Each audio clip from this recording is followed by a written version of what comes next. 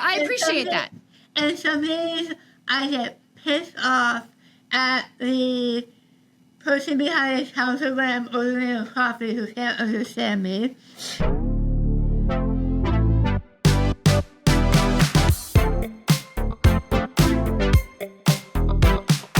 Hi there, I'm Danielle Elliott-Smith, and this is Hope Comes to Visit, where we celebrate conversations about hope, healing, and the power of story.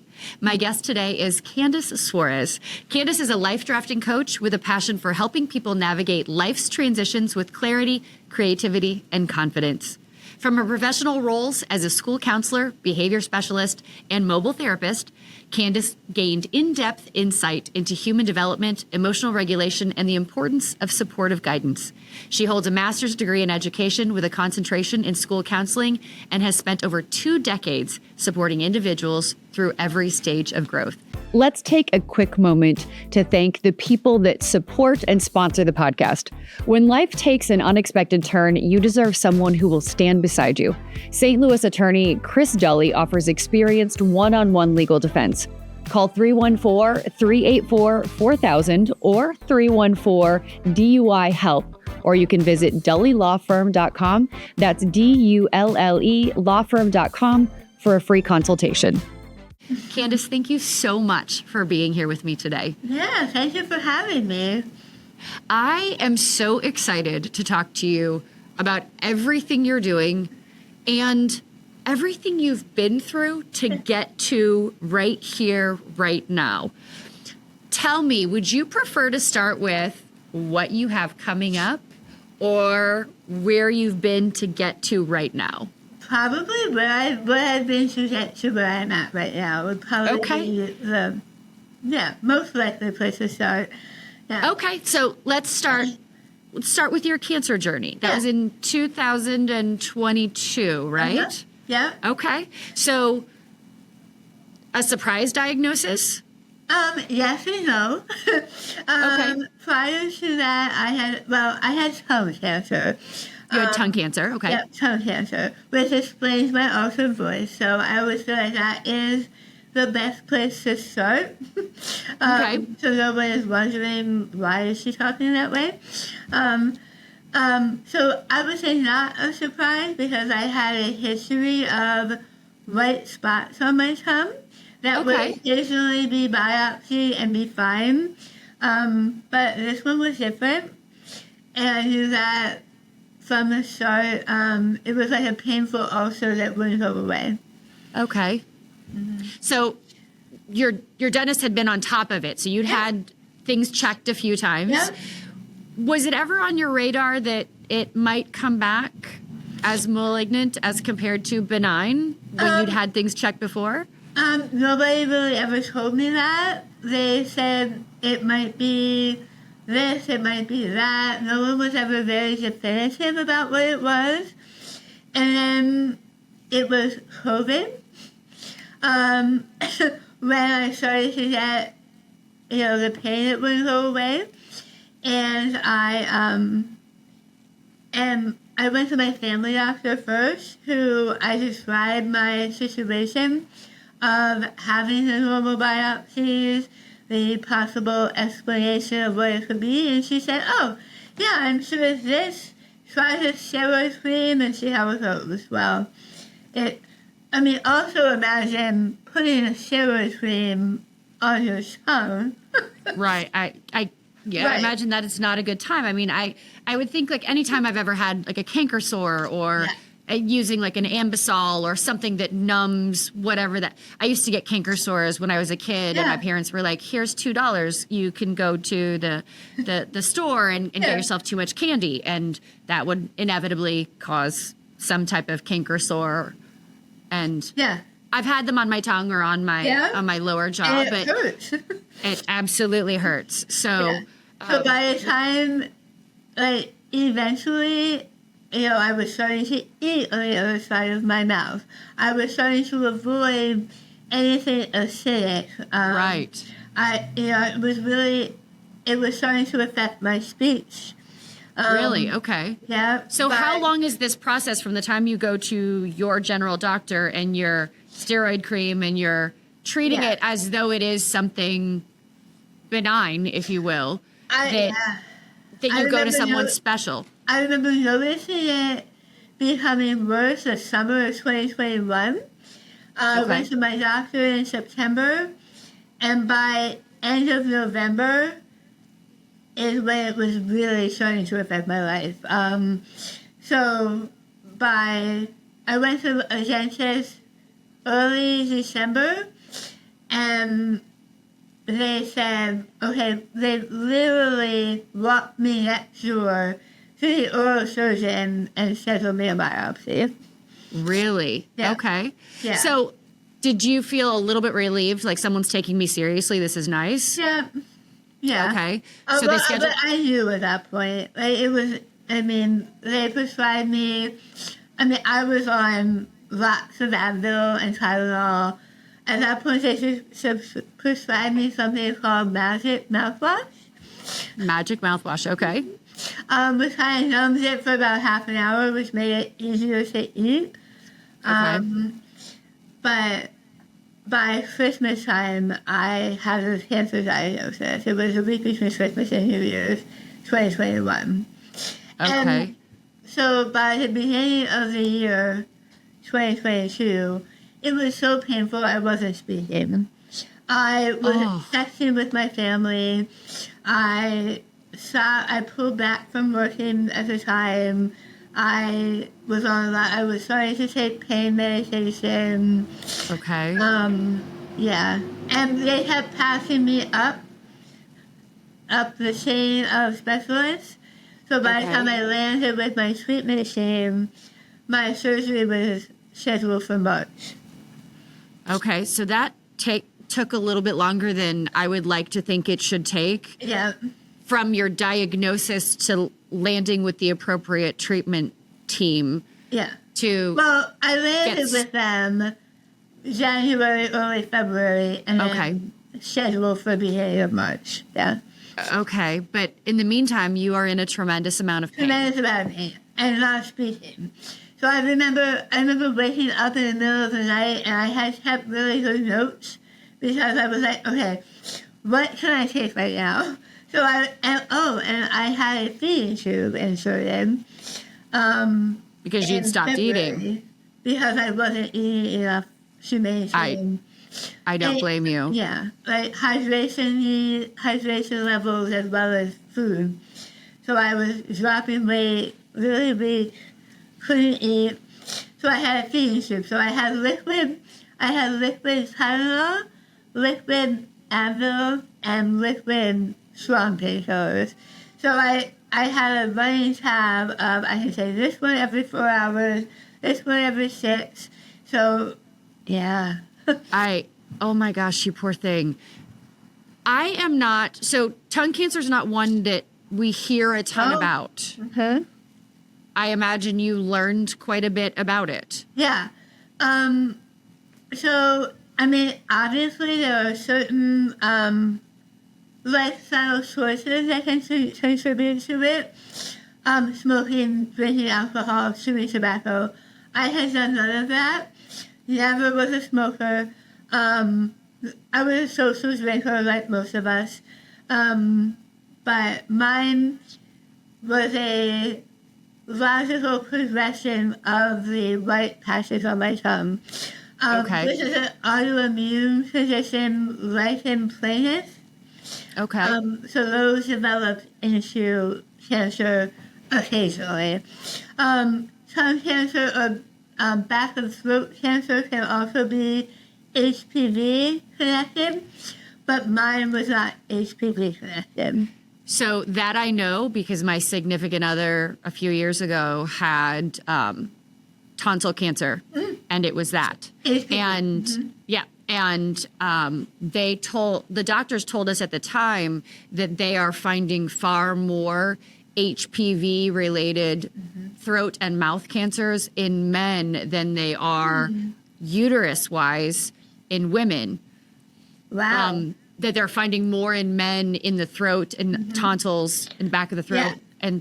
And I was very surprised to hear that. But at the time, I was like, do I work? Like, how how do we get checked for these things? Yeah. I mean, it was a whole new realm of thought process for me. But they also did say that the HPV related throat and tongue cancers have a better survival rate and are more easily treated than if it was not HPV related. So he was treated and in remission in less than 9 months. So it was a good outcome. So how has your treatment and outcome been? Good. It was a stage 4 tumor. Wow. Because of the size and invasiveness of it. So they removed over half of my tongue. Wow. And rebuilt it with a skin graft from my forearm. Yeah. Okay. And they also... Medicine is amazing to me. Medicine and science are amazing. Amazing. And they did a full neck dissection and removed lymph nodes, all of which, thankfully, were cancer-free. But because they didn't get clear margins from my tumor removal, I did 6 weeks of daily radiation and chemotherapy. Okay. How have you been recovery-wise through that process? But it's been 3 years, so happy about that. I always say the whole cancer treatment is like you cocoon. Like you kind of like, you're in this bubble where everything outside of that moves on along as it is, but you're not moving with it. You're just kind of there. And I found the most difficult part for me was coming back with the voice I have.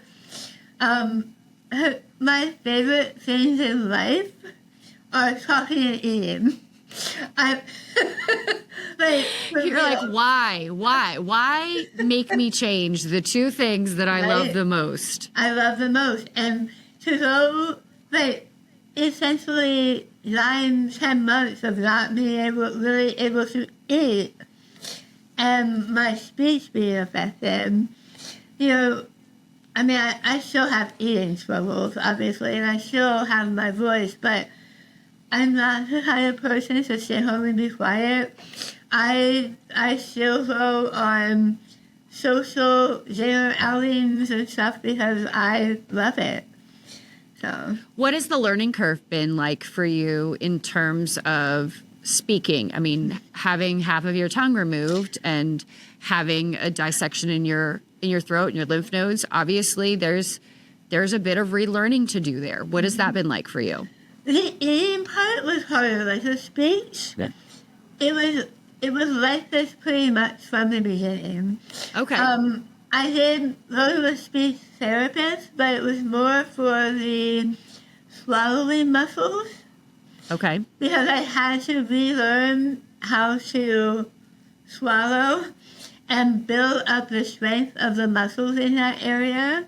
Okay. Because I hadn't used them, and because I can't move things around with my tongue like I used to be able to, so I have to eat and be very careful of not choking.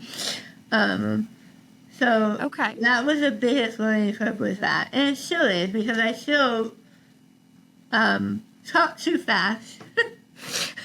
I've always spoken too fast. Talking too fast has always been the criticism that I received in anything I did. When I was first working in television, it was slow down, Danielle, slow down. And I just, I think fast, I talk fast. Yeah. And I usually, when I speak somewhere, I always say, remind me because I get excited and I want to say it all out fast. So I always tell people, if you miss something I said, I'm happy to repeat myself, but yeah. Well, that's good. How has everyone been around you? Did your family and loved ones all just take good care of you? And I'm very blessed with a strong support system. My husband was there for me. Our son, he's a freshman in college right now. At the time, he was in 9th grade. So he was, my mom came and stayed with us. My dad came to town and stayed with us. So I have family support in keeping his life as normal as possible. Right. Friends that would take him to swim practice and all of that. So how much of this lived experience informs your life drafting philosophy? Because you have a book coming out in October. Yeah. I think the date is tentatively the beginning of October. Yeah. But you have a life drafting philosophy that I want to talk about. How much of this lived experience you have informs life drafting? 100% of it. Okay, so let's talk about it. I always say I've always wanted to be someone who wrote a book on growth and mindset and all of that. Years and years I've wanted to do it. But this experience solidified it a little bit more for me. And I came upon life drafting because nothing is ever perfect. You can't ever plan, everything to achieve. I mean, but we try though, don't we? We do try. We definitely try. We plan for our pregnancies and our weddings and our perfect house and our vacations and everything. Yes, and jobs. And I mean, I can't tell you how many times I've told my kids, like, it's okay if this is the path you're planning for. If you diverge or if you change your mind later, that's okay. Yeah. I've changed career paths, and there are a few threads that have continued to run through what I do throughout the course of my life.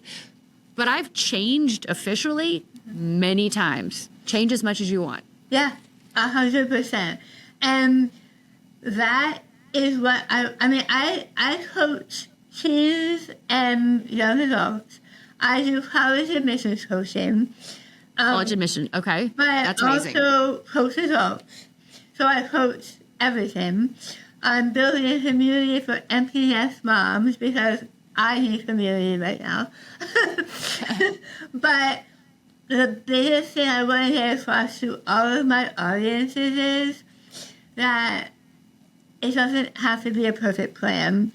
Yes, plan, but always be open for reassessing. Always be open for editing, crossing things off, moving them around, starting from scratch and starting over. I like to call it keep everything as a sloppy copy. A sloppy copy, okay. Yeah, because I do believe in planning, but in pencil, right? Because you can never know for any amount of certainty what's coming down the road. This is true. And we ask kids from such an early age, what do you want to be when you grow up, right? And I want to take the pressure off of them when they're 17 and everyone's saying, what are you going to major in? What are you going to do? What are you going to do? They don't have to know. Do I believe that they should do that self-exploration and look at possibilities? 100%. That's why I have the book. But be open to it changing. Be open to you changing. Because you're not going to be the same person you are at 17 as you will at 24, as you will at 36, etc. And I do this type of self-analysis every year. So it is not a once and done, set it and forget it. It is a constant evolution. So when do you do your own self-analysis? I do like November, December every year. Okay. With the new year coming up as the, trajectory. I have always done my whole year, but every year I get to about this point of the year and say, wait a second, this is not where I thought I would be. So I feel like I want to do more of a quarterly. Okay. Like that 90-day, 100-day sweet spot because Okay. You could have some maybe fuzzier, longer range, but I think, because you can't know what's coming around the bend. Is that self-assessment personal, professional, a combination of the two? All of it. So Okay. I do 4 life buckets, I call them. Okay. I like it. One of them is health. House, okay. Health. H-E-A-L-T. Health. Okay. So health. Sorry. Okay. Oh, that's okay. Assessing your physical, emotional, spiritual health. Okay. Your satisfaction in that, what's going well, what you might like to change. Okay. The second is connection. So your family, your friends, what's going well, what would you like to see different. Contribution, which is your work, what you're putting into the world, how you're contributing to your household, to your community. Okay. And the fourth is play. How are you incorporating joy in your life? So I take those 4, and, from there, I usually do a couple more steps, but that is what I always start with. I love that because you didn't say home, work, like you allow contribution to be a mix of all of that. Like, where am I contributing in the world? Mm-hmm. How am I contributing via work? How am I contributing to my home? How am I contributing to what my kids are doing? And then you're making sure to say there has to be play in our life somewhere. Mm-hmm.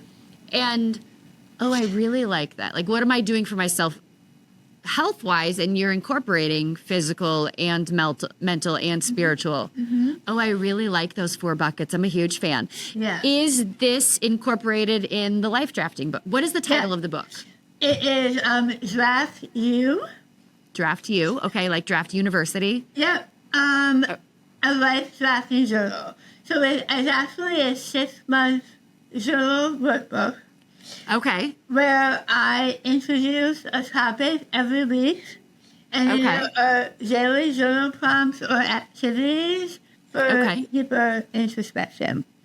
Now, I know you do a lot of work with teens and with younger people. Is the book for everyone, or is it geared primarily for the younger heading to college? The voice of it is definitely geared towards 18 to 25, 17 if they're mature. Okay. 17 to 24, 25 is a sweet spot. Okay. My plan is to do a follow-up. That was my next question, so good. My plan is to do a follow-up that will be geared towards grown-ups in transition. I love the concept of people that are in a space between no longer and not yet. So that how do you manage that transition of your life and giving tools to figure out where you are and set where you want to go. That's fantastic. So professionally, do you work primarily? I mean, I know you mentioned some adults and then college admissions. The bulk of your work is where? It's about 50-50 right now. Bulk of it is probably college admissions. But I would like to lean more into the holistic life coaching piece of that age group. And bring it into college age. I have a coaching membership for adults that I call the Draft Lab.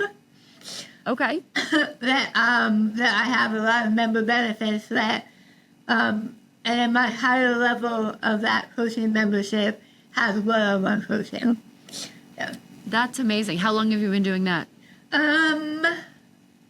About 4 years. Yeah. Okay. Mm-hmm. That's fantastic. Yeah. So I started it 4 years ago, had time off for cancer. So again, for free. Yeah. how much would you say that process or that version of you changed before cancer, after cancer? Because I know that the life drafting is informed by that experience. Mm-hmm. What did the 1.0 version of you learn to carry into 2.0 Candace? I've always been a life transition coach. That is what when I started my business in 2021, that is what I wanted to do. At that point, I thought I had been through a lot. Career transition, moving from state to state. But this cancer, and still going out and speaking and doing my thing with this voice just deepens it. I don't know how else to describe it other than having a stronger ownership of what I'm saying. It feels very much, I don't ever say everything happens for a reason. I do think that what happens to us, it's on us to decide what to do with it. 100%. And so I would never say this happened to you so that you could, but I can see what you're doing with it. Yes. Right? I can see that you had a choice to say, well, this just robbed me of my voice. Like I had a career that was based entirely on me having a voice. I don't feel like I have a voice anymore. And instead you said, no, wait a second. This builds into what it looks like to change and evolve and to cocoon and to come out stronger. And therefore, here I am, right? I am. Now, and I think what's powerful about what you're doing is one of the reasons that I want to do this podcast is because I believe that level of hope can meet people exactly where they are, depending on what they're going through at any given time, because we do have the choice. We do have the choice to stay in the cocoon. We have the choice to say, I can't get up. I can't. It really and truly feels like I cannot get up. And my hope is that there's someone listening right now who says, well, if Candace can get up and she can smile and laugh through this, and she can be as bright and as vibrant and as beautiful and find a purpose, in a greater purpose in what she was already doing, and make it bigger and better and stronger, then you know what? Maybe I can too. Mm-hmm. Yeah. And and for me to be a speaker, and because that is my tentative vision for what I want to do. I want to write my books and I want to talk about them and coach people. And for me to do that and to want to get on a stage and talk to people with this voice, I think can be powerful. Why do you say tentative? I do, don't I? Because we are all a work in progress, right? We're all a draft. And, yeah. Well, yeah, no, I appreciate that. And some days I get pissed off at the person behind the counter when I'm ordering a coffee who can't understand me. And that's okay, right? I think that what you're saying right there is incredibly powerful. Just because we have chosen to do something strong and powerful with the experiences we've had, because we are choosing a strong route, doesn't mean it isn't hard. Right. Doesn't mean we don't ever have moments where we're not really pissed off about it. Yeah. And it doesn't mean that we don't have moments where we're brought to our knees by it. Mm-hmm. And that's okay too, because that's part of the process. Mm-hmm. Yeah. How do you define hope? I define hope as not a hope that everything will be okay, but a hope that I will be able to handle what comes. Because I do optimism research because I love the idea of optimism, but it's not all sunshine and roses, but it is an optimism that I will be able to deal with it. Not that it'll be easy, but yeah.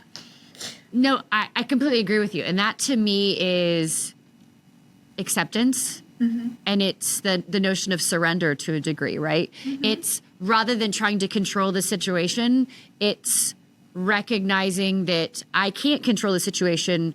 I can control me. And what I need is the strength and the resilience and the know-how and the belief in myself to get through whatever comes my way.